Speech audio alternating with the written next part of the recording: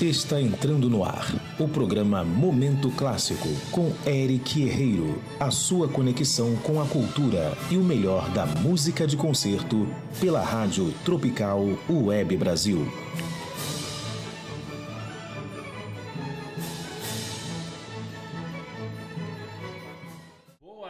Boa noite a vocês que estão nos ouvindo aqui na Rádio Tropical Web Brasil, aqui Momento Clássico, e hoje aqui trazendo para vocês o Conexão Cultura no www.radiotropicalwebbrasil.com.br, e também você pode participar mandando sua mensagem, mandando aí a sua sugestão, o seu pedido, através do 21, que é o 971591211, 21 971591211, mandando suas sugestões aqui, não só para o Momento Clássico, mas para a Rádio Tropical Web Brasil, você conectado no mundo e o mundo ligado em você.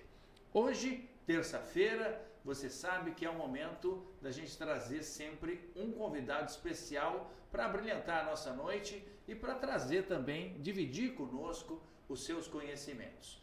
Trago então um grande convidado aqui no Conexão Cultura. Momento Clássico apresenta Conexão Cultura.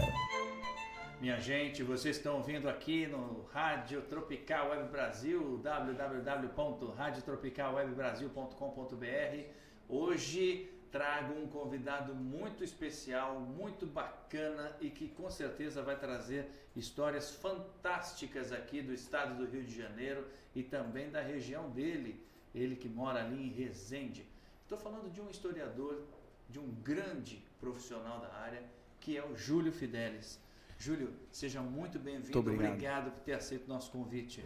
Excelente. Eu agradeço a oportunidade de estar aqui e contar um pouco da história do estado, né? Principalmente da região lá pioneira da região lá. A Resende é a pioneira nessa parte de colonização do sul do estado, né? Então hoje a gente vai ter aqui um debate sobre cultura, sobre história em alto estilo, com certeza, com o Júlio Fidelis. Ô Júlio, deixa eu te dizer uma coisa.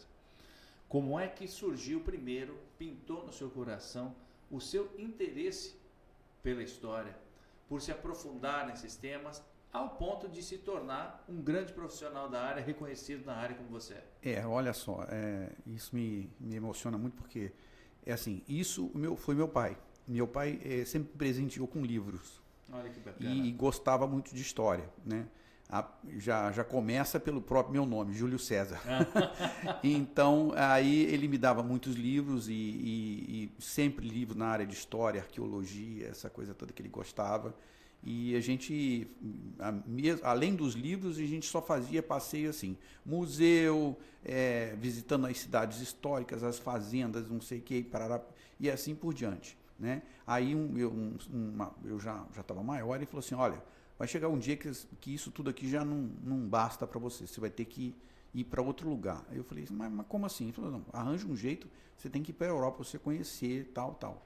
Aí eu falei, então o dia que eu for, eu vou te levar. Aí ele falou, não vai me levar. Você vai sozinho e abra os seus horizontes. E aí eu tive a oportunidade realmente de ir para a Europa, conhecer 3 grandes países como a Espanha, a França e a Inglaterra. E aí lá, né? É tudo de bom para essa parte do conhecimento, da história e tudo, né?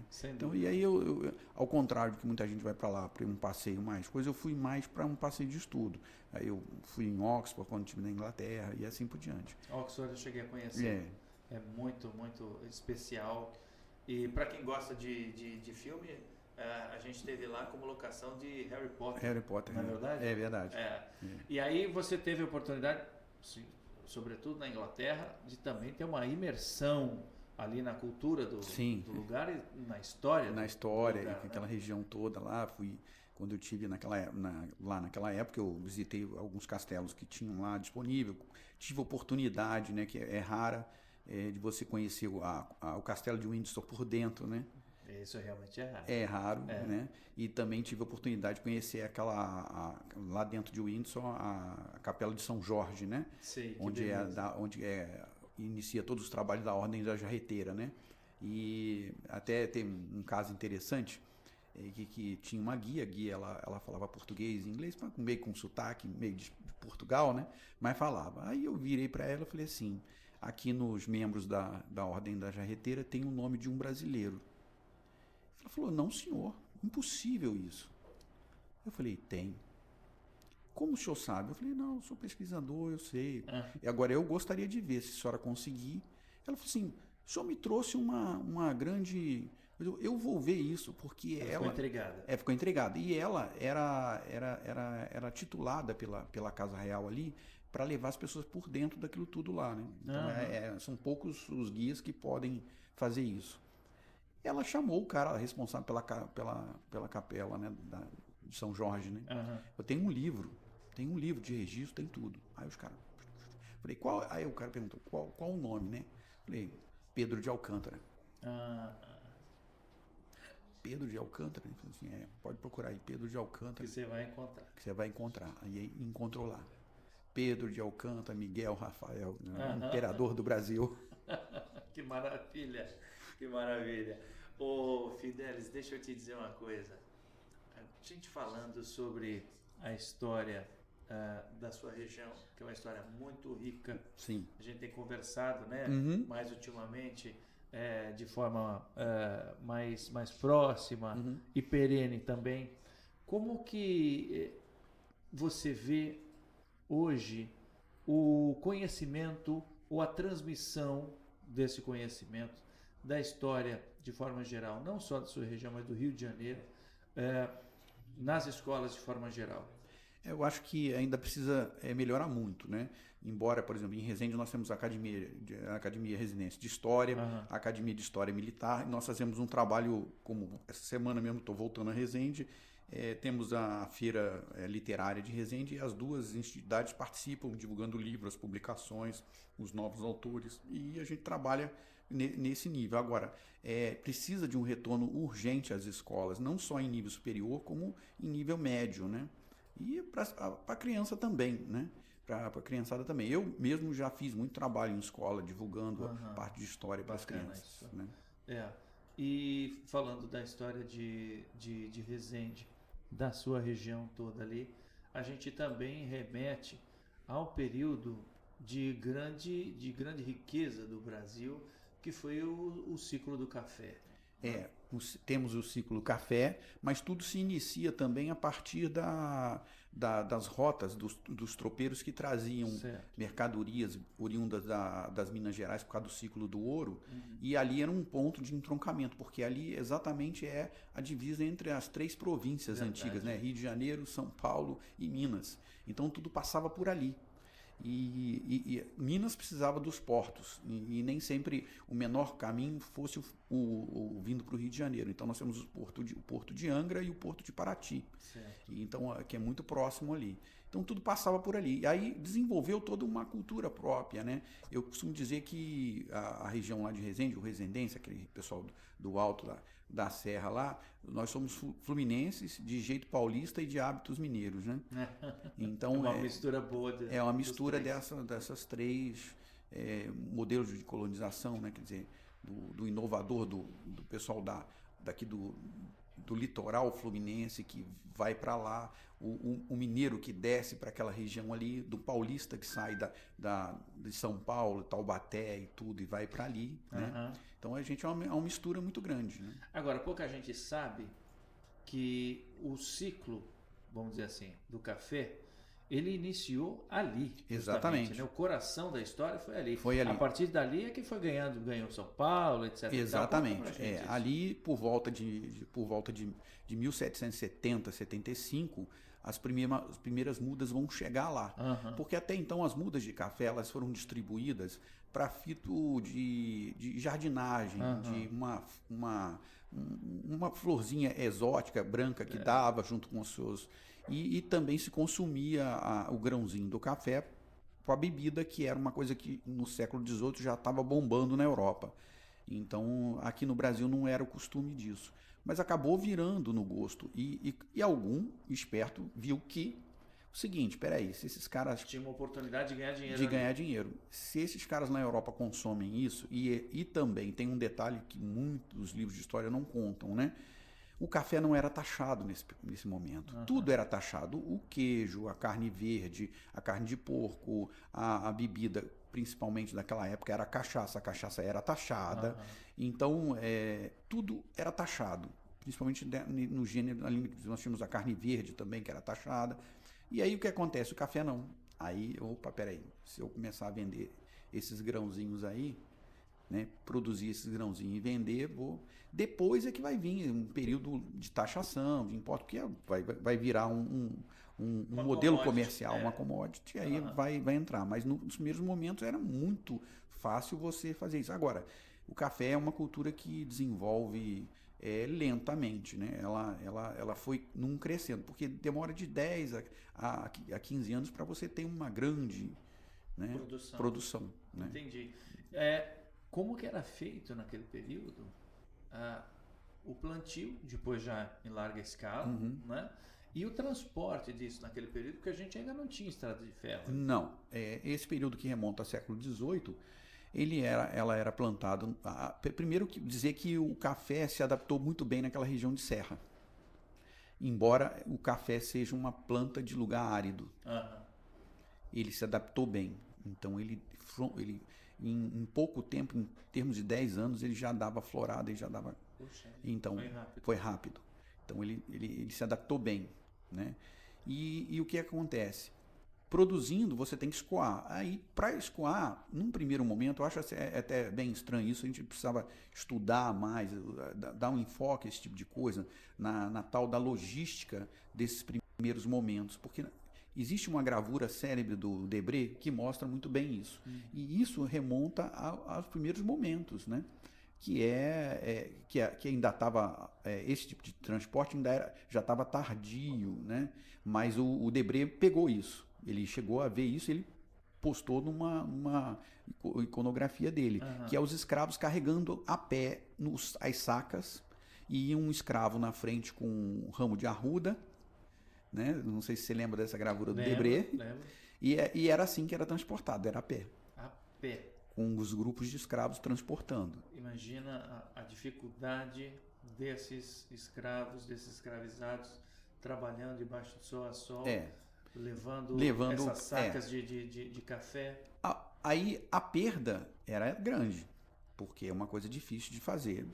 E cada vez mais as safras eram poupudas, as safras cresciam, era crescente, claro. Né? Um movimento crescente. E o que acontece? Aí falaram, então vamos fazer o seguinte, vamos migrar isso para os tropeiros. Aí quem tinha dinheiro tinha suas próprias tropas. Quem não tinha, alugava os tropeiros, e os tropeiros faziam um negócio. Eu quero tantas sacas e transporto, o restante a gente... Por conta do frete. O frete da época. E aí você tinha os tropeiros, e na troperia que o café bombou. Entendi, porque você dinamizou o escoamento. Dinamizou o escoamento, e você também começou a fazer uma troca, eu digo assim, de uma dinâmica sociocultural muito grande. Porque leva café até os portos e volta com novidades, né? Sim. E assim por diante. Aí você sobe lá para o interior das Minas Gerais, traz coisas de lá, não sei o que, para papai, volta no meio do caminho, você para, aí você tem um entreposto, o entreposto já está com novidade de tudo que é coisa. Quer dizer, o tropeirismo ligado ao café, ele trouxe uma dinâmica social, cultural muito grande, né? Eu não sei se você lembra que eu coloquei lá no grupo o pessoal ver aquele calango, né? Fluminense, né? Então, isso é fruto desse período, Desse período. E pelo meio do caminho deveria ter alguma parada, etc. As paradas. Que já começava a fazer também alguma encomenda para eles, eles aproveitavam. A nossa região é permeada de lugares onde se teve os ranchos dos tropeiros. Silveiras, no estado de São Paulo, próximo dali onde a gente está, ali em Engenheiro Passo, Silveiras nasceu de um rancho. É o Rancho dos Silveiras. É o Rancho dos Silveiras, famoso. Uma coisa interessante que eu não sabia, que eu aprendi contigo, é que aquelas fazendas de café que nós vemos geralmente em novelas da Rede Globo, etc. Tal, que são suntuosas, etc. E tal, aquilo na verdade não reflete a realidade do início ou das verdadeiras fazendas que eram produtoras, né? Exatamente. Aquelas fazendas que aparecem no glamour da imagem são fazendas que remontam a segunda metade do século XIX, por volta de 1850 para baixo, quando Certo. acaba o tráfico de escravos. As mais antigas, elas são simples, muito simples, né? Inclusive em Coatis, hoje, tem uma fazenda que, infelizmente, o governo federal vai pegar ela é bem antiga, ela deve remontar à década de 40, 30, por aí. Lindíssima, antiquíssima, com aqueles janelões bem quadradão, tudo em madeira ainda. Muito linda. Ela vai ser passada por MST, mas é um resquício desse passado, dessas primeiras fazendas, né? Que elas não têm uma beleza. Ela tinha estrutura, né? Tinha estrutura para produção. Baixo era como depósito. Isso. Moenda, essas coisas, e em cima o pessoal morava. Né? É uma unidade produtiva. Esse tipo de cafeicultor, ele, na verdade, ele tinha no núcleo, eu costumo chamar assim, núcleo rural urbano, né? Uhum. No núcleo rural urbano, ele tinha uma casa. Aí essa casa era legal. Entendi. Essa casa era bonitinha, era arrumada e tal. Mas dentro daquele padrão desses primeiros anos, né? De 1806, 1807, 10, 20, década de 20, década de 30, 40, são elementos arquitetônicos que marcam essa época, que é desse período. Agora, a coisa vai num crescendo e depois, quando começa vamos ter aí a primeira coisa contra a escravidão, essa questão toda, que é 1850, o que acontece? Você não vai poder gastar muito mais com o dinheiro comprando mão de obra. Exato. Vai ser proibido, embora vai continuar. Se dá o seu apelido a essa lei, de lei para inglês ver. Né?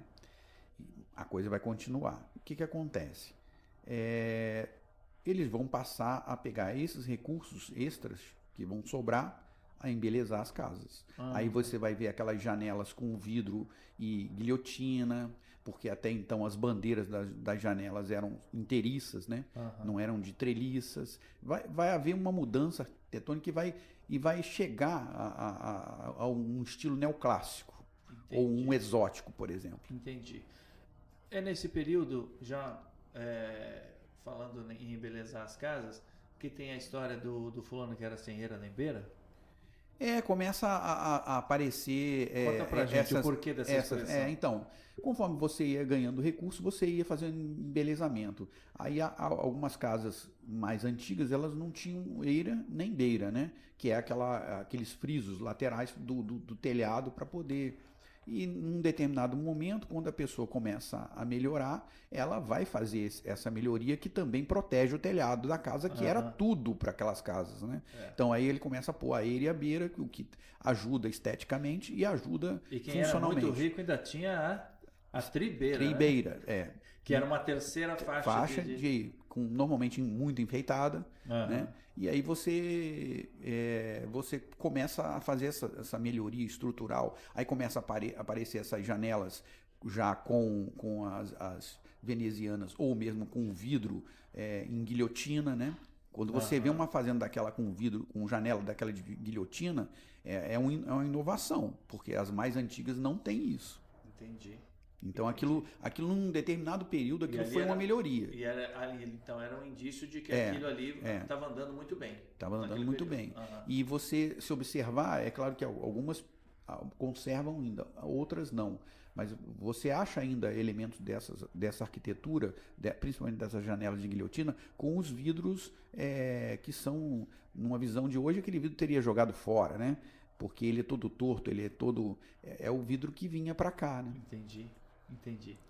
E eles vinham de onde? Compravam isso da França, da Bélgica, da Alemanha, né? Puxa. Os primeiros, nas igrejas, os vitrais eram trazidos normalmente da Alemanha, da França. Depois, por exemplo, no século XIX, no final do século XIX, que vai ter alguns entrantes aqui no Brasil, como uma empresa chamada Conrado, que vai ser a grande produtora de vitrais. Entendi.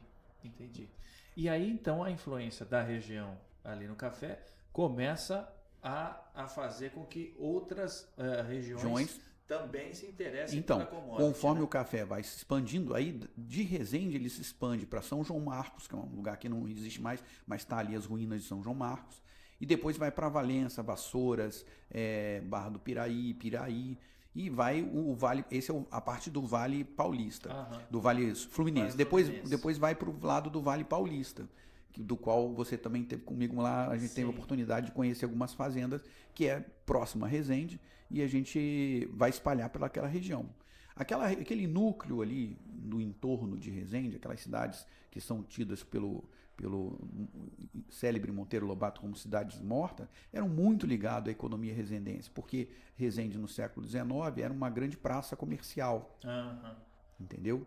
Eu já te falei, te mandei imagem, né? Nós tínhamos teatro, nós tínhamos, quer dizer, você só tem um lugar desse no século XIX tentando reproduzir uma mini corte quando você tem uma grande circulação de dinheiro. Sim, até pela posição geográfica dela, né, que favorece. Ela Exatamente. Tá no meio das 3 províncias importantes ali da época. Então, aquelas cidades bem mais próximas, como Bananal. Bananal era a capital do café do Brasil, né? Não é Vassouras, era Bananal, São Paulo, né? Bananal tinha dinheiro próprio. Teve dinheiro próprio, Bananal.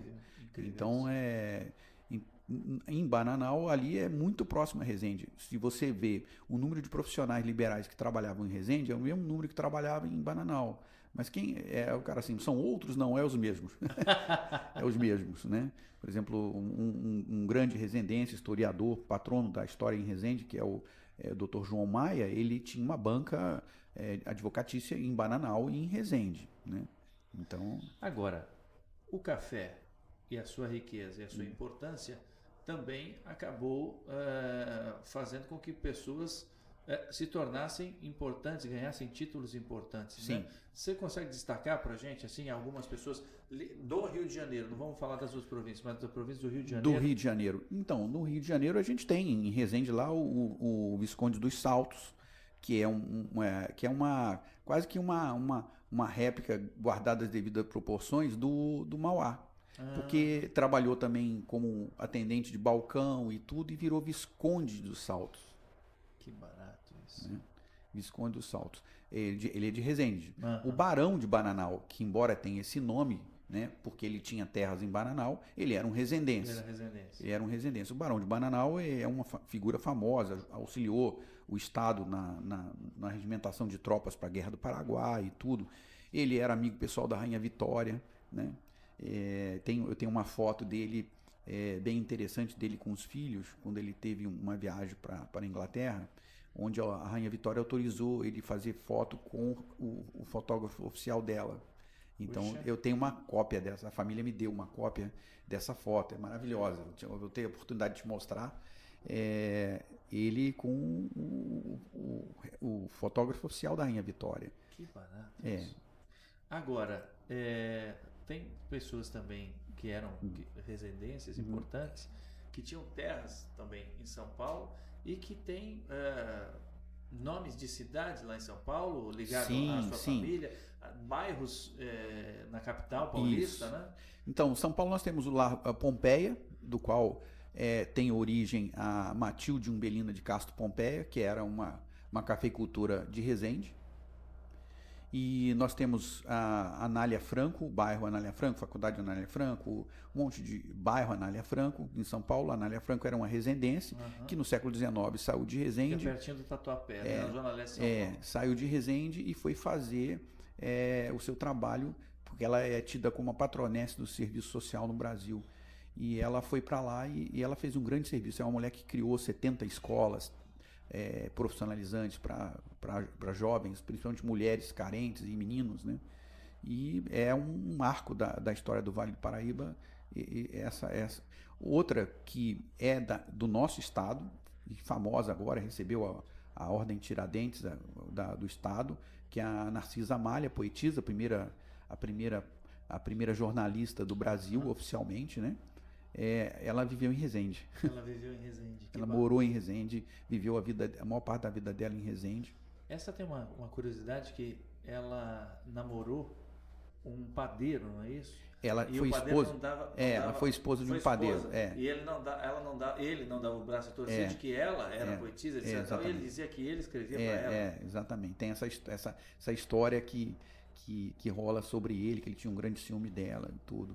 E a Narcisa Amália, ela é uma figura importantíssima para a literatura brasileira, né? Não só escrevendo para as mulheres, mas o tipo de literatura que ela fazia, as traduções que ela tirava do francês e passavam para o português, escrevia nos jornais. Ele escreveu para vários jornais do Vale do Paraíba, escreveu em Portugal. Olha isso. Ela é a primeira a publicar em Portugal, fora do Brasil, uma mulher, né? E é assim, e no entorno da Narcisa, que a gente coloca ela é sanjoanense, né, de São João da Barra, mas ela viveu a vida produtiva dela assim, foi toda lá. Então, atrás dela, que ela era uma mulher muito bonita, tem até uns elogios à beleza dela. Muitos poetas e muitos escritores da época iam lá para conhecê-la, né?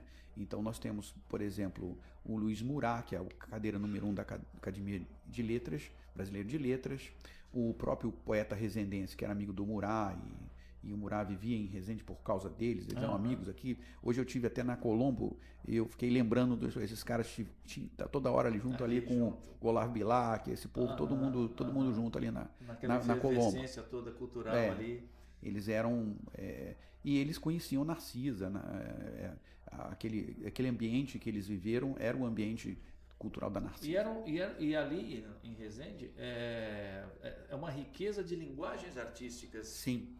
Expressas em pessoas importantes, né? A gente está falando, por exemplo, da literatura. Mas tinha gente também ligada à pintura, por exemplo? A pintura. O Carron, que é um pintor green, né? Nós temos também o Nunes de Paula, que é um pintor mais acadêmico. Todos eles fizeram escola de belas artes e são nascidos na região. O Carron é de origem espanhola, pai e mãe espanhola, mas nascido em Resende e tudo. E ele entrou para essa escola, uma escola britânica, né? Uma escola de pintores britânicos, que é a escola Green, né? Que é aquele tom acinzentado, aquela coisa do romantismo britânico, né? Até naquele filme, tem um filme que usa a música de Barber, né? Aquilo remonta muito àquela Samuel escola, Barber, essa escola. Essa escola. Toda vez que se monta ela, usa a música do Samuel Barber, que é uma coisa idílica. O pessoal ali da cidade de Barretos também, de São Paulo, tem ligação com Barretos, por causa da família dos Pereira Barreto. É a caravana Pereira Barreto. É quando o café se desloca efetivamente para o oeste paulista. Aí vai fazer a riqueza de São Paulo como grande produtor de café. Então, a caravana Pereira Barreto leva vários cafeicultores da região do Vale do Paraíba, principalmente a região de Resende, para colonizar o oeste paulista. Aí o oeste paulista bomba, porque eles vão tomar uma outra pegada, eles vão trazer, eu vou falar assim, um proto-capitalismo, né? Porque a gente não podia dizer que aquilo fosse uma maneira propriamente dita do capitalismo que a gente compreende como hoje, é um proto-capitalismo. Eles vão trazer todo um aparato de máquinas, de estrada de ferro, para fazer toda a movimentação do café. Então, esse período aí é que a gente começa a falar sobre o desenvolvimento da linha ferroviária. Sim, aí a malha ferroviária em São Paulo vai ser constituída a partir desse ambiente que está aí, né? Então, até isso tem como nascedor, o café ali da região e de Resende. Agora, na região do Vale Paraíba Fluminense, o café ele já vai ser exportado na década de 70, a partir de saindo do Rio, indo até Barra do Piraí. O trem chegava até Barra do Piraí. Aí todas as fazendas da região mandavam para Resende e nesse período o que acontece? Mandavam para quê? Para beneficiamento? Não, para escoar para Barra do Piraí. Como? De barco. Entendi. Então nós tínhamos 3 modais. Você tinha as mulas que traziam até Resende, de Resende embarcava nos barcos, iam para Barra do Piraí, pegava o trem e trazia para o Rio de Janeiro.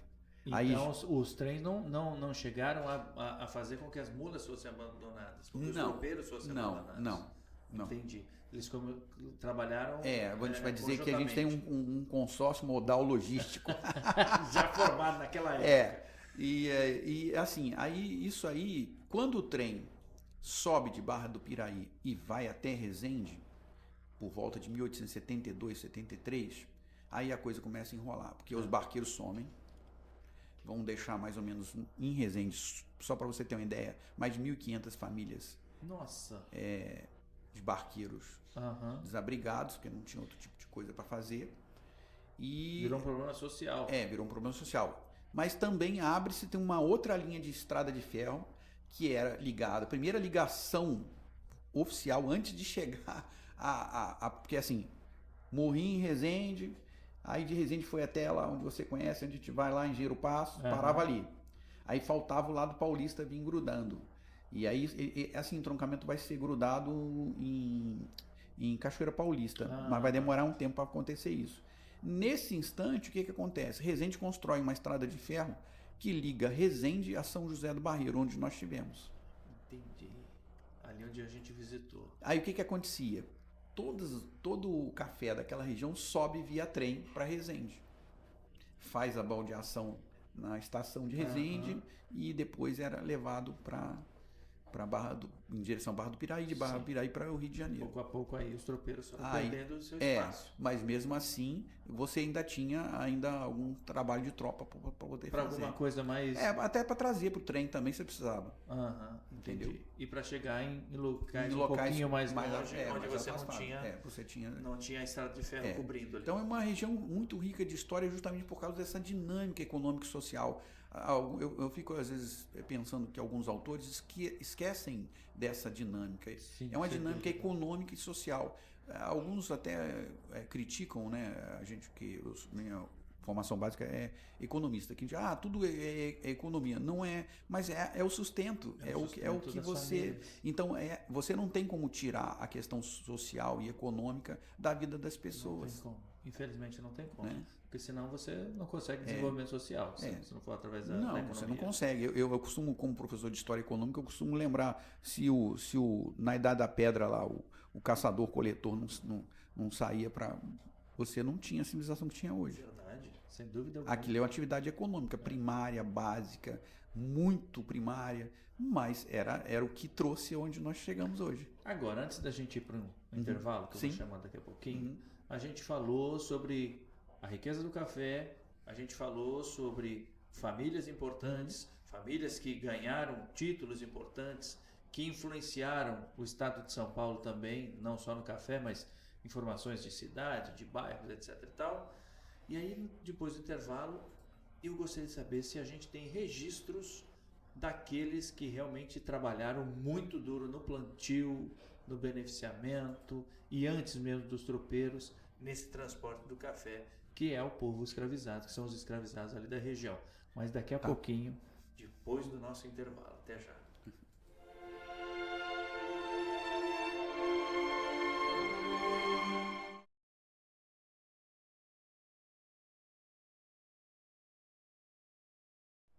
Estamos de volta então aqui com o Momento Clássico. Hoje aqui Conexão Cultura, estou recebendo o grande Júlio Fidelis, que é um historiador fantástico da região de Resende. Ele é de Resende, conhece muito sobre a história daquela região e estamos abordando até aqui sobre o café. Você que está assistindo a gente aqui no radiotropicalwebbrasil.com.br, você consegue ver o que está acontecendo no estúdio. Estamos tomando um cafezinho aqui super agradável na companhia desse meu amigo Júlio Fidelis. Eu estava falando, então, antes do intervalo, Júlio, que a gente falou sobre famílias que enriqueceram com o café, ficaram muito importantes, influenciaram outras cidades, o estado de São Paulo também.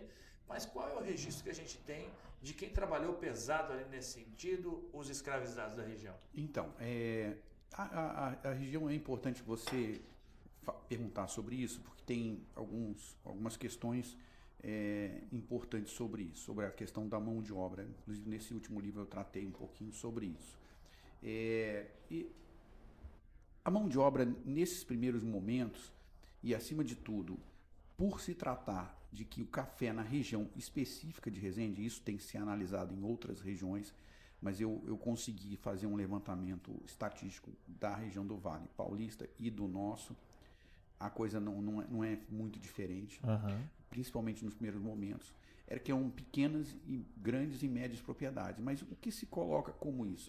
Quando se fala em grande propriedade, não é a questão dessa visão de latifúndio, como se fala. É questão ligada à produtividade. Sim. A produção de café, que é o elemento que vai gerar o resultado da produção, você diz. O resultado da produção e o que vai gerar dinheiro. E os pequenos e médios. Nessa estrutura de pequenos e médios, você não tem muito dinheiro para você comprar escravo.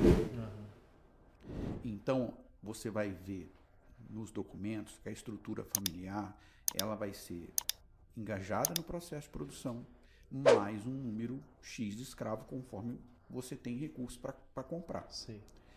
Então, por exemplo, a fazenda que nós bem conhecemos, Três Pinheiros. 1869, o documento dela diz o seguinte, que tinha 50 escravos, desses 50 escravos, 24 trabalhavam na produção e os outros 25 eram velhos e crianças. Sim. Que trabalhavam no dia a dia da casa e não tinham condição de ir para o eito. Por quê? Porque é uma coisa muito pesada. Muito pesado. Lembrando ao espectador que a palavra trabalho vem de um instrumento de tortura romano, né, que é o tripalium, né? Não sabia disso. E se trabalho é tortura, realmente o trabalho daquelas pessoas já era torturante, né? Porque era um trabalho que exigia muito mão de obra, ainda não tinha entrado ainda as máquinas, não tinha entrado um beneficiamento de outra forma, não tinham descoberto ainda. Agora, havia excessos? Havia. Muitos eram, vamos dizer assim, machucados, eram maltratados, mas isso não é uma normalidade. Isso que eu quero frisar bem. O movimento abolicionista, ele exacerbou, através de narrativa, muita coisa. Você quer dizer que o que nós sabemos, por exemplo, por tortura e maus tratos, mesmo ali naquela época, isso era mal visto pela sociedade e pelos próprios fazendeiros. É isso que você quer dizer? Porque o escravo, ele era registrado. O escravo, ele valia dinheiro. E se eu destruísse cada peça daquela, é como se você tivesse, vamos dizer assim, uma frota de carros, só de carro de luxo. Aí delapidando o próprio patrimônio. Aí um carro daquele de luxo seu, que te dá muito dinheiro, estraga, aí você vai lá e mete o cacete no carro, quebra o carro todo, você é um vagabundo, não vale a pena. Não era bem isso, porque aquilo custava dinheiro. Entendi. Muito dinheiro. E ao ponto, só um momentinho, não querendo te cortar aí, diga. Ao ponto de esse valor, esse dinheiro dessa peça, que era chamado peça, dessa peça humana de trabalho, de mão de obra, ela é que te dava a base financeira para você fazer o empréstimo para fazer o plantio da próxima safra. Entendi. Então, ela servia como garantia. Ela era garantia. Então é uma loucura você... Como é que você vai apresentar em garantia um camarada todo escaborfado? Entendi. Quanto que vai valer isso? Entendi.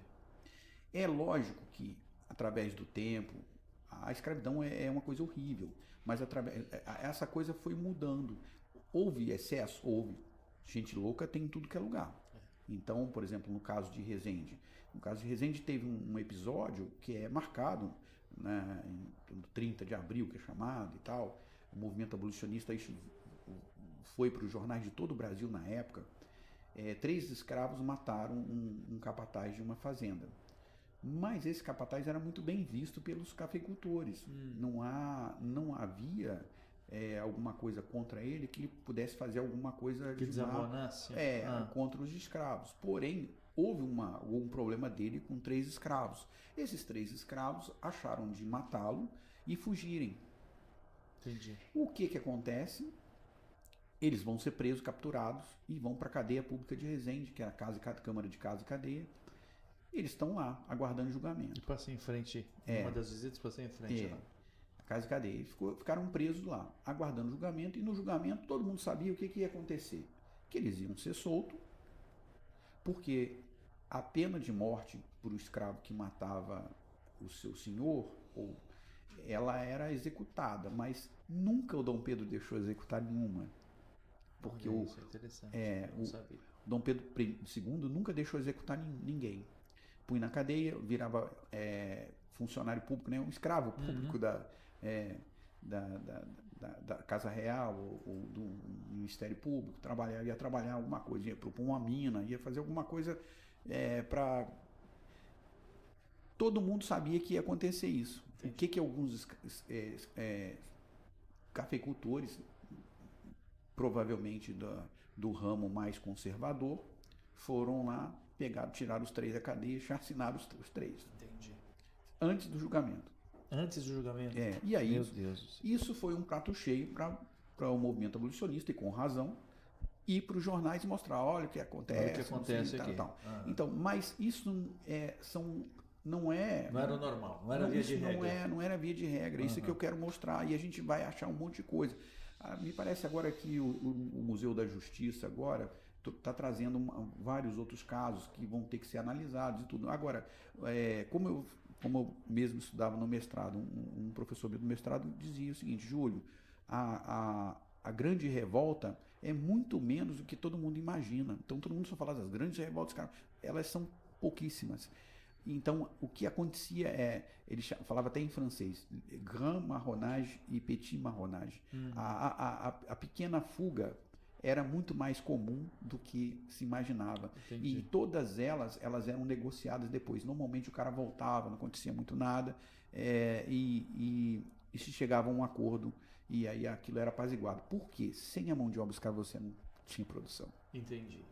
E aí essas pessoas, a gente tem registro delas? A gente tem nome, tem sobrenome? Lá na fazenda onde a gente está trabalhando lá e fazendo o estudo, o registro que eu trouxe como exemplo, é um exemplo muito bacana, aquele da Três Pinheiro, que tem o nome de todos os escravos, idade e tudo. Origem, inclusive. Origem e tudo, e mostra que eles eram a parte principal do patrimônio daquela unidade produtora de café. Geralmente, qual era a origem? Ali na região, qual era a origem dos escravos? Ali eram diversas, né? Tinha escravos de nação, tinha cacenges, que são uma região do norte de Angola e que também tem uma representatividade grande na Bahia. Provavelmente esses negros cacenges vieram da Bahia, porque na Bahia tem um lugar chamado Cacenge também, em Salvador.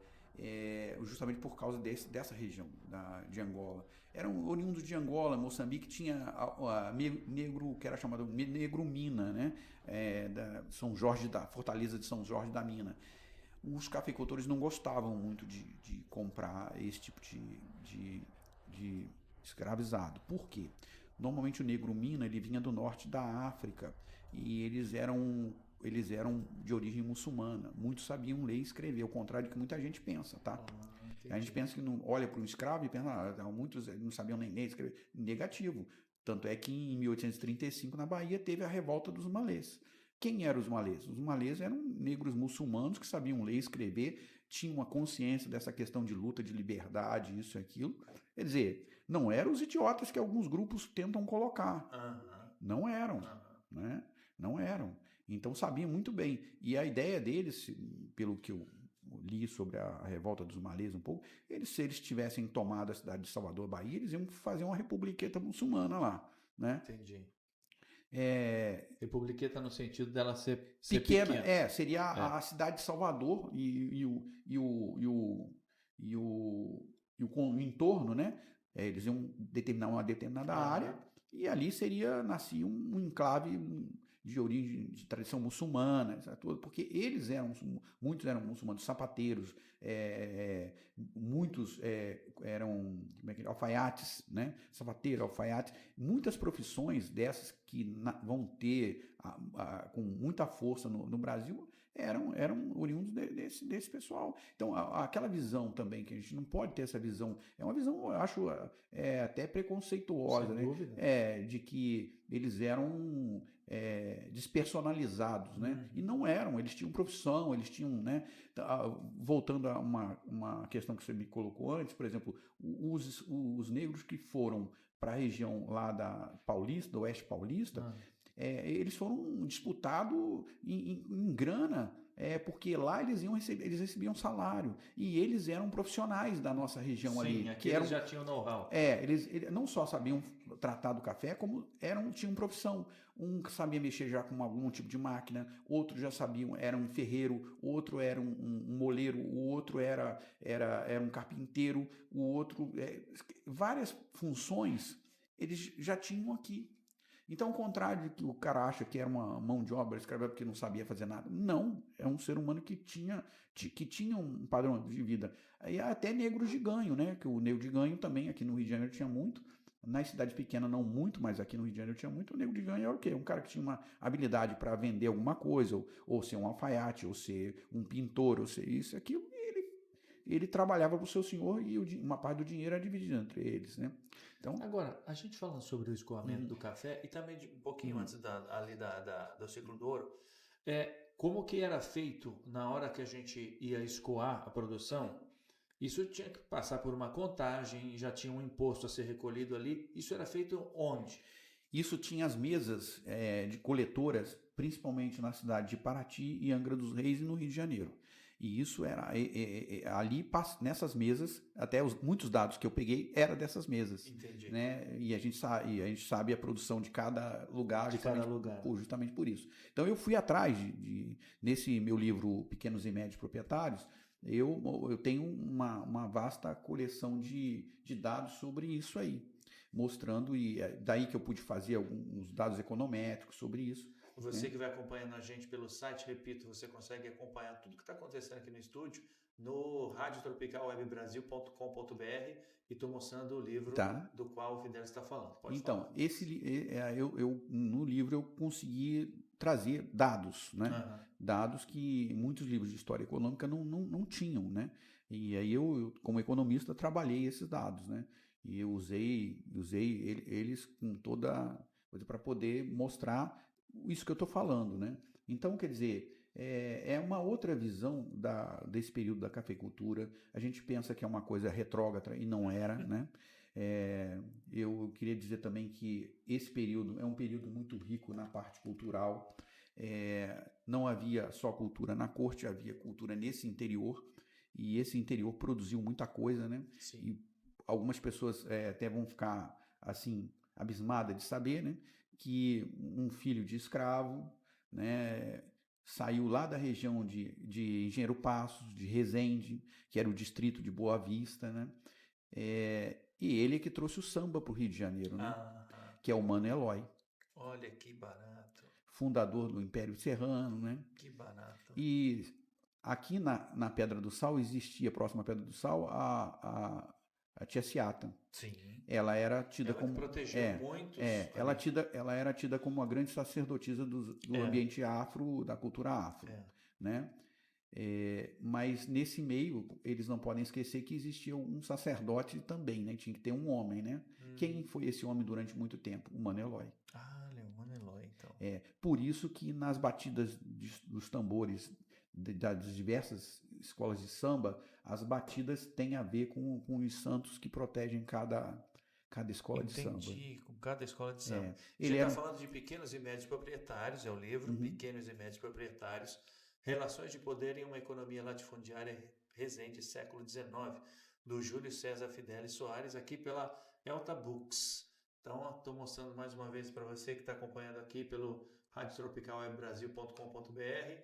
Eu ganhei já o meu, que ele me deu, e é um livro que precisa estar, com certeza, na sua casa. Você que gosta de história, você que se interessa pela região de Resende, você que se interessa pela história do Rio de Janeiro e por café, você tem que ter esse livro em casa. Então, nesse lado cultural, trouxe isso, quer dizer, nem tudo é terror, né? Não. Nem tudo. Então, o Mano Eloy vem para o Rio de Janeiro. O Mano Eloy é o primeiro negro a estar junto na época da consolidação da lei do trabalho. Ele fez parte da comissão que estabeleceu o trabalhismo no Brasil.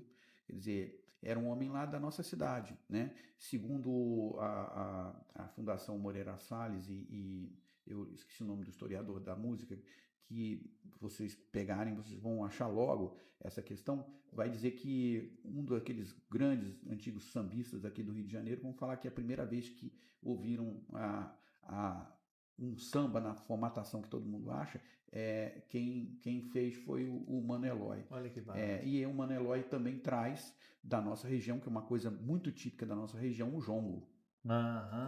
Sem dúvida. O jongo.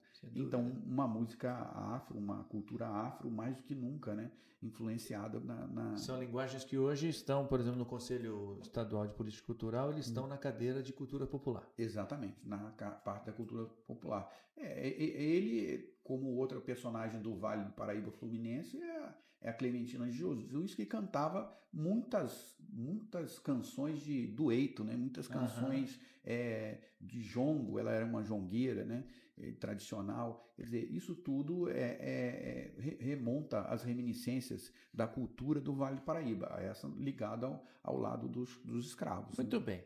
A gente falou sobre Resende, a gente falou sobre Ciclo do Ouro um pouquinho, falamos muito sobre café, falamos sobre a implantação da malha ferroviária, Sim. Né, por conta do escoamento da produção e transporte, enfim.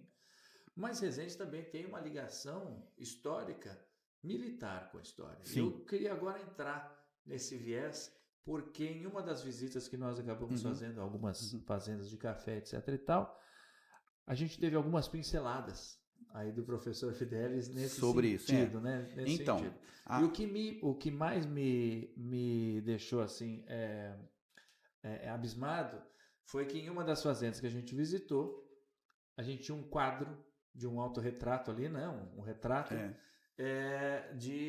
do dono daquela fazenda, e pelas vestes, pela farda dele, por uma questão de faixa, etc. e tal, você conseguiu decifrar qual era a patente dele, ordem, etc. e tal. Conta um pouquinho pra gente então, disso aí. A região ela é rica na história militar, e principalmente quando se fala em Resende, todo mundo lembra da Academia Militar, mas essa história ela remonta a Agulhas Negras, né? A Academia Militar das Agulhas Negras, ela remonta muito mais tempo do que a chegada da mãe em 1944. Em 1760 e pouco, nós tivemos os primeiros grupamentos militares portugueses na região para poder fazer uma guerra com os índios e segurar os índios que atacavam os colonos. Então começa a partir desse momento que a gente vai ter depois esses militares ficando lá e ganhando sesmarias para poder ter suas fazendas. Entendi. Que depois vão virar fazendas de café. A partir desse momento, quando a gente já entra já dentro do Brasil Império, esses membros dessa região que vão dar o aporte político ao Dom Pedro I para ele dar o grito do Ipiranga. Certo. E é do Vale do Paraíba que vai sair a Imperial Guarda de Honra. Né? E no caso do Resende, 5 resendenses faziam parte da Imperial Guarda de Honra. E desses 5, 3 pessoas importantes. Né? Deles o que seria, entre aspas, o carteiro. Que o Bergaro, segundo as informações, ele teria parentes em Resende. Mas, acima de tudo, a gente tem o Davi Gomes Jardim, que foi acompanhando o Bergaro, porque ele era um oficial do batalhão de guardas do Imperador, e o Antônio Cordeiro, o Major Cordeiro, que era o secretário da Leopoldina, que era lá de Resende. Né? Ele vivia aqui na corte, mas ele era um fiel membro da corte e que acompanhava a Leopoldina. E é a ele que é confiado toda essa situação. E os 3 foram chamados pelo o Andrade Silva, lá, o José Bonifácio, e que fala até para o carteiro estrupie tantos cavalos quanto for necessário para poder chegar lá. 3 deles, dos 5 resendenses, estavam nessa. Se não fosse eles, talvez a independência tivesse outro rumo. Assim, não é preponderante, mas são personagens importantes. Né, da história. Daí do Vale do Paraíba. Do Vale do Paraíba todo foram vários. O Joaquim de Souza Breves, o que está lá no quadro que você viu lá. Esses vão fazer parte da Imperial Guarda de Honra, porque a partir do Grito do Ipiranga, aquele pessoal todo que está ali vai ser criada uma Imperial Guarda de Honra de Mosqueteiros de Dom Pedro I. Certo. Esse é o nome, não existe negócio de dragão. Entendi. Tá? Isso aí foi uma invenção depois. Isso é uma invenção muito tempo depois, muito tempo depois. É Imperial Guarda de Honra de Mosqueteiros de Dom Pedro I. Esse uniforme vai ser criado É que o pessoal fica pensando no quadro do... fica pensando no quadro. O quadro é uma invenção, né? Então, nem aquele uniforme existia. O uniforme vai ser criado anos depois, né? No final do ano, a guarda vai ser formada em 4 de dezembro de 1822 e depois, em 23, vai ser criado aquele uniforme e somente, vamos fazer as contas, eram três esquadrões. O esquadrão do Rio de Janeiro, do qual os residentes faziam parte, né? O esquadrão de São Francisco das Chagas de Taubaté, que é o pessoal de Taubaté, e o esquadrão tem que dar uma prioridade para os mineiros também, né? Então você pode ver que as 3 províncias estão figuradas nisso aí. Sem dúvida. E aí nós temos o terceiro esquadrão de cavalaria, que era o esquadrão de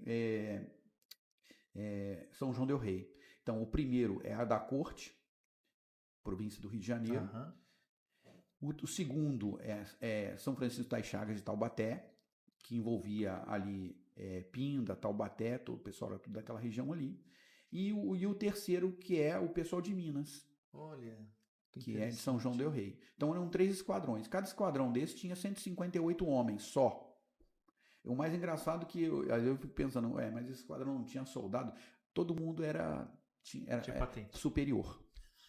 Né? Todos eles. Barato. Porque, eles eram a Imperial Guarda de Honra do Imperador. Tanto é que a Imperial Guarda de Honra ela vai ser dissolvida em 1831, justamente porque falou, esses caras, eles são alinhados ao Pedro I. Ele está fazendo um pouquinho antes disso, Fidelis, daquele ultimato, né? Volte, porque na verdade esse foi o segundo chamado. Volte para Portugal. Teve um primeiro em que Dom Pedro I botou os portugueses, a tropa, para correr, né? Como é que foi isso? Qual era essa tropa que estava junto com ele? Enquanto não eram a real tropa ainda formalizada. Então, esse grupo já eram de soldados que eram contratados pelo próprio Dom Pedro, porque não tinha um exército imperial do Brasil ainda. O Brasil não era império ainda.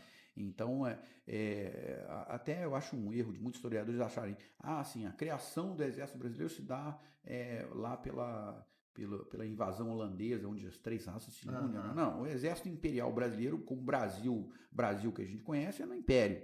Quem vai fundar isso vai ser a Constituição de 1824 com Dom Pedro I, onde ele vai constituir um exército nacional.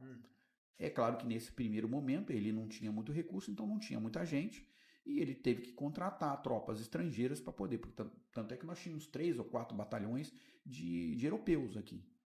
Certo.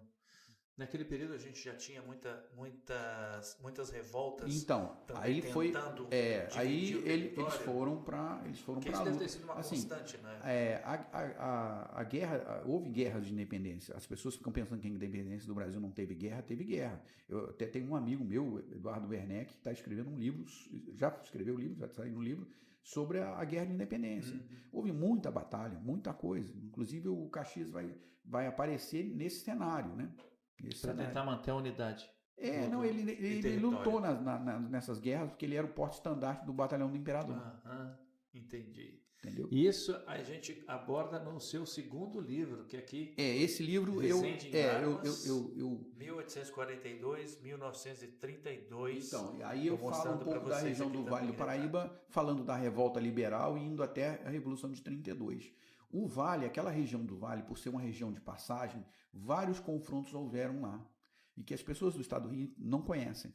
Né? Entendi. Entendeu? Ali é uma região de passagem. E quando você tem uma região de passagem, tropas, exércitos passam por elas. Por ali. Né? E os combates são ali, porque um tem que segurar o outro na passagem. Antes que chegue ao seu território. Antes que chegue ao território. Claro. Resende sempre foi ponto estratégico justamente por isso. Porque o que acontecia? Quando houve a Revolta Liberal de 1842, os paulistas provavelmente iam tomar Resende para poder tomar a capital. Né? Em 32, isso se faz novamente. Aí a gente está falando da Revolução Constitucionalista. Da Constitucionalista. MMDC. Entendeu? Isso é uma coisa impressionante, que, assim, isso traz uma dinâmica social, econômica, cultural enorme, Sem né? dúvida alguma, Né? sem dúvida alguma. Você imagina que em 32 as tropas nordestinas eram liberadas cedo para assistir à missa, e eles faziam questão de estar na missa, cantar, e tarará, antes de ir para os combates. Né? Como que eram alimentados esses exércitos, já que a gente chegou à década de 30, vamos chegar um pouquinho aí, nos aprofundar. Como que era alimentado esses exércitos? Quanto a armamento, munição? Não, Como que funcionava? tudo isso vinha do Rio de Janeiro, via a Estrada de Ferro. O livro mais novo agora que eu estou escrevendo sobre a história militar da região, eu estou falando sobre a aviação do Exército, porque lá também foi um dos primeiros lugares a ter um aeródromo operacional da aviação do Exército, que vai ser a futura Força Aérea. Que maravilha. Né? Então, houve toda uma logística para construir esse aeródromo lá, exatamente onde é a AMAN. O pessoal da AMAN não sabia disso na época. 32 está muito distante da época da fundação da AMAN. Então, vai estabelecer um aeródromo lá, então todo o apoio logístico vai chegar via ferrovia. Tanto é que em 18 tem um grande manobrão em Resende, em 1918, porque a escola militar e tantas outras unidades iam para lá para fazer exercício naquela região, porque ela tem planícies, ela tem rio, ela tem montanhas, ela tem todo um cenário que o ambiente militar para treinamento necessita, dentro da teoria da época. Né? Da teoria da época. Então, por exemplo, em 1918 houve um grande manobrão com mais de 6 mil soldados, 4 mil cavalos e tal, né? E tudo isso, quer dizer, ali a presença, até o valor estratégico da região já era ensaiado, né? E tanto é que em 32, a primeira movimentação que o Góes Monteiro, comandante das tropas do governo, vão fazer vai ser em cima de Resende. Vão vir montar um QG em Barra Mansa e de Barra Mansa logo transfere para Resende. Eu tenho certeza absoluta que vocês que estão nos ouvindo, que estão nos assistindo, né, pelo radiotropicalwebbrasil.com.br, não tinham a menor ideia. Vocês que são de Resende, eu tenho certeza que não sabiam metade dessas informações que o Júlio Fidelis está trazendo para a gente. É uma região... Ô Júlio, além disso, a gente está falando de história de Resende e de militar, aí tem agora um acontecimento, né, novo, tem questão que é de 15, 20 dias, que justamente ali na região das Agulhas Negras foram encontradas pinturas rupestres, e algo que não é comum porque ela estava em altitude, segundo os arqueólogos, eu vi o programa dos arqueólogos, é uma coisa inédita e mostra que a nossa região ela é muito antiga, né? Muito mais antiga do que se imagina, e que já foi habitada num período histórico longínquo, né? Por pessoas que são desse período neolítico, né? E agora vão se aprofundar em estudos. Agora os arqueólogos vão trabalhar nessa área e depois vai virar material de história para a gente, historiador, contar essa história. Né? Eu mostrei o Pequenos e Médios Proprietários, o livro, mostrei o Resende em Aras, 1842, 1932, mas você trouxe um terceiro aqui? Esse aqui é um livro mais... intimista, mas 150 anos da loja maçônica Lealdade e Brio. Sim, que a gente falando em século XIX, a gente não pode esquecer de algumas entidades que fazem parte do século XIX, como a maçonaria, né? Eu não sou maçom, sou filho de maçom, mas quando a loja fez 150 anos, me pediram que eu fizesse um estudo histórico sobre ela, e eu fiz. Ao ponto de descobrir, eles também sabiam mais ou menos, mas que existia uma loja em Resende desde 1832, que é a loja Ipiranga, o nome todo mundo já... em 32, a loja Ipiranga, e depois em 1870 cria-se a loja Lealdade e Brio, bem no momento em que o Brasil ganha a Guerra do Paraguai, e assim, Resende fez muito no período da Guerra do Paraguai. E a loja maçônica Lealdade e Brio, ela é criada em 1870. Duas coisas importantes assim sobre a loja, né? Primeiro, que ela ajudou a resguardar o tigre da abolição em Resende, né? Que é o José do Patrocínio. Ele chegou um período que ele esteve fora do Rio de Janeiro, ele estava em Resende com uma farmácia. Ele era farmacêutico justamente para resguardar ele. Então não foi diferente entre os irmãos de maçonaria acolhê-lo em Resende. Entendi. Agora, esses 2 primeiros livros aqui, na verdade, são 2 de uma trilogia, que eu estou sabendo que você vai, ou já está em vias de lançar um 3º livro. Você pode revelar para a gente um pouquinho do que é que você vai abordar nesse terceiro dessa trilogia? O terceiro livro sobre a questão do café é Aspectos Econômicos do Café, em Resende no século XIX, onde eu vou falar das mulheres cafeicultoras e dos escravos, né, da mão de obra escrava. E aí eu dou uma outra visão do uso da mão de obra escrava, porque os escravos daquela região eles foram preparados para trabalhar com máquinas. Sim. Assim que começou a você não ter mais condição de ter escravos, eles foram substituídos por máquinas e muitos foram treinados a usar essas máquinas, que são os espalpadores Lindswood de americanos, né, que passaram até ter uma fábrica de máquinas em Campinas e que vendiam para aquela região do Vale. E eu no livro eu coloco todas as unidades que tinham máquinas e tudo. O Vale naquela região, e por isso ele continuou a produzir café usando máquinas. Que maravilha.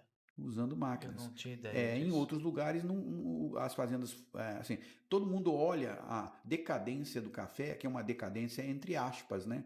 Porque essa decadência não houve. O café, ele foi se transformando. Ele foi se transformando. Então, o café se transforma no uso para máquinas, né? Ele vai ser trabalhado até uma determinada fase do processo, ainda no modelo antigo, mas vai entrar as máquinas. E Resende vai ser um principal comprador. Aquela região, as fazendas daquela região vão ser um dos principais compradores de máquinas, né? E o que acontece para frente? Algumas fazendas que não tiveram oportunidade de fazer isso, elas vão perecer.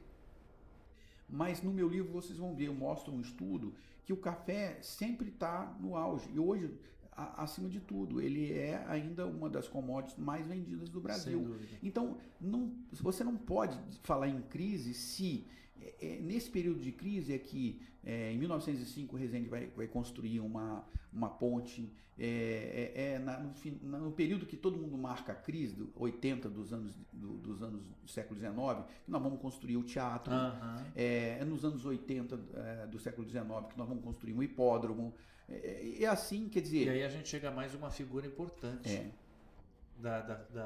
de Resende, que viveu aí mais de 100 anos, que tem uma ligação de vida justamente com a construção do teatro e com o hipódromo, que a Emília Santa Rosa Fernandes. Foi tida como uma cantora imperial, ela é uma cantora lírica e sobretudo de música sacra, música religiosa, e ela era um sucesso naquela região, e inclusive, viu, Eric, eu trouxe aqui eu peguei mais um material sobre ela para estudar. Eu nunca imaginava que ela foi maestrina também. Olha, a banda Santa Cecília e a orquestra Banda Cecília, que acompanhava sempre as coisas em Resende, do qual ela era solista, né, nos Tedeum, essa coisa toda. O maestro ficou doente e aí não tinha quem regesse. E a Emília Santa Rita Fernandes assumiu a orquestra e regeu o Tedeu. Que maravilha, uma mulher à frente do seu tempo, sem dúvida alguma. E ela tem uma foto dela em uma celebração ali já com quantos anos? 100 anos. 100 anos. Aquela foto que a gente tem dela, ela está entregando aos cadetes da AMAN, pela primeira vez da Escola Militar de Resende, né? Nessa época era a Escola Militar de Resende, o estandarte da escola. As mulheres de Resende fizeram o estandarte da escola e ela, como resendense, teve a honra de entregar o estandarte aos cadetes pela primeira vez. Uma história muito, muito bacana, né? Porque era uma homenagem da cidade à nova escola militar, né? Júlio, quem quer comprar os seus livros e quer entrar em contato contigo, o que deve fazer? Então, os meus livros, principalmente os 2 sobre a cafeicultura e esse também sobre o Resende em Armas, estão na plataforma Wiclap. Então, entrar na loja da Wiclap, plataforma, e comprar o livro lá. E para entrar em contato contigo, para te contratar para palestras? Então, eu tenho o meu e-mail que é fidelissoares@gmail. fidelissoares@gmail.com. Isso. Maravilha. Fidelis, eu queria ficar contigo aqui tá, obrigado. a noite toda conversando, porque realmente é sempre muito interessante e eu já te disse isso, eu acho incrível como você consegue lembrar em detalhes nomes, datas, etc e tal, é de tirar o chapéu. Quero te dar parabéns mais uma vez. Muito obrigado, eu que agradeço. E mais uma vez agradecer por você ter vindo aqui. Não vou ter outra oportunidade aí. Um abraço grande para você. Muito obrigado. Muito sucesso sempre. E leva meu abraço para todo mundo lá de Resende, um município que eu aprendi a amar. Tá certo, bom? muito obrigado. Venha sempre, muito obrigado.